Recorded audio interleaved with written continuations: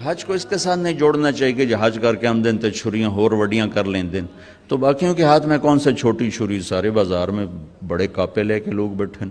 جس نے حج کیا اس میں کوئی شک نہیں کہ حج کرنے والا حج نہ کرنے والا جب دکان پہ ہوتے ہیں تو دونوں کے پاس دوری دھار کا خنجر ہوتا ہے، اللہ سے ڈرتا ہے اور اپنی تجارت کو اپنی آخرت کا سبب بناتا ہے۔ ورنہ مجھے یہ دکھ درد اور گلہ ہے، اس میں حج کا کوئی مسئلہ نہیں، اس میں انسان بگڑا ہوا ہے۔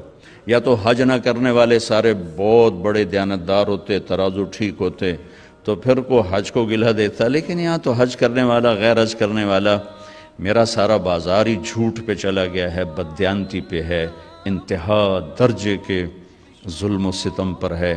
تو اس میں نماز کو دوش دینا یا حج کو دوش دینا، دیکھو جی نماز پڑھ کے یہ کر رہے ہیں، داڑھی رکھ کے یہ کر رہے ہیں، حج کر کے یہ کر رہے ہیں، تو اگر کوئی آدمی حج نہیں کیا ہوا تو اس کے لیے بھی تو بددیانتی اجازت تو نہیں۔ کوئی شیو کراتا ہے تو اس کے لیے جھوٹ بولنا جائز تو نہیں ہوگا۔ ایک میرے دوست نے شیو کرا دی، میں نے کہا شیو کیوں کرائی؟ کہا جی سارا دن جھوٹ بولنا پڑتا تھا۔ تو میں نے کہا اب تو 2 گناہ ہو گئے، پہلے 1 کرتے تھے اب 2 ہو گئے۔ وہ لگے بندے 1 سے تو معافی ملی ہوئی تھی، اب 2 اکٹھے کر لی۔ اور جھوٹ بولنے کا تعلق داڑھی سے تھوڑا ہی ہے، بھائی داڑھی ہے تو سچ بولو، داڑھی نہیں تو جھوٹ بولو۔ اس کا تعلق تو کلمے سے ہے، کلمہ پڑھنے کے بعد جھوٹ بولتے ہوئے شرم آنی چاہیے۔ ایک آدمی کہتا ہے جی داڑھی رکھ کے گناہ کریں تو بڑے شرم کی بات ہے۔ میں کہتا ہوں کلمہ پڑھ کے گناہ کرو تو شرم کی بات ہے۔ گناہ اور ثواب، جزا اور سزا، حلال اور حرام کا تعلق پگڑی سے نہیں، نماز سے نہیں، روزے سے نہیں، حج سے نہیں، داڑھی سے نہیں، کلمے سے ہے۔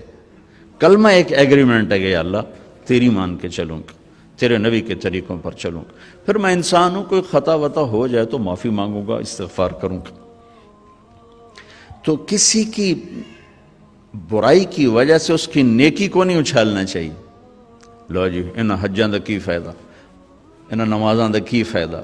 میرا اللہ کہتا ہے فَمَن يَعْمَلْ مِثْقَالَ ذَرَّةٍ خَيْرًا يَرَهُ وَمَن يَعْمَلْ مِثْقَالَ ذَرَّةٍ شَرًّا يَرَهُ۔ میرے بندو ایک رائی کے برابر اچھائی کرو گے میں اس کی جزا دے دوں گا، برائی کرو گے میں اس کی سزا دے دوں گا، اور سزا میں کہتا ہے پھر جس کو چاہے معاف کر دوں، لیکن تمہاری نیکی ان اللہ لا یضیع اجر المحسنین، تمہاری نیکی میں ضائع نہیں کروں گا۔ ہاں بعض گناہ ایسے ہیں جو نیکیاں اڑا کے لے جاتے ہیں، کوئی شک نہیں۔ ظلم ایک ایسا گناہ ہے جو نیکیاں اڑا کے لے جاتا ہے، اور بہت سے ایسے گناہ ہیں جو نیکیاں اڑا کے لے جاتے ہیں۔ حرام کا لقمہ ایک ایسا گناہ ہے جو نیکیاں اڑا کے لے جاتا ہے، لیکن اتنا پھر بھی ضرور ہوتا ہے کہ عمل نہ کرنے کی جو پکڑ تھی وہ نہیں ہو۔ ایک آدمی نے ساری زندگی سود کھایا لیکن نماز نہیں چھوڑی، تو اس کو نماز نہ پڑھنے کا عذاب کبھی نہیں ہوگا۔ نماز پر جو کچھ ملنے والا ہے وہ تو نہیں ملے گا، لیکن نماز نہ پڑھنے کی پکڑ نہیں ہوگی، نہیں ہوگی۔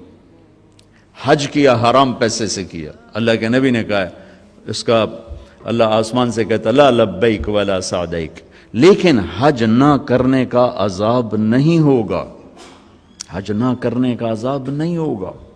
حرام پیسے سے روزہ رکھا اور افطار کیا، روزے کی حاضری لگ گئی، اجر نہیں ملے گا، حاضری لگ گئی، نماز کی حاضری لگ گئی، حج کی حاضری لگ گئی، یہ اللہ کی شان کریمی ہے۔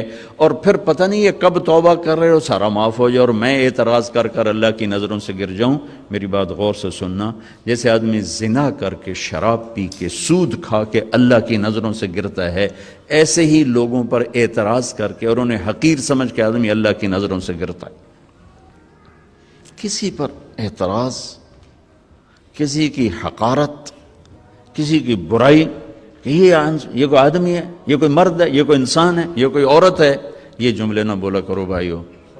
تجھے کیوں فکر ہے اے گل دلے صد چاک بلبل کی، تو اپنے پیرہن کے چاک تو پہلے رفو کر لے۔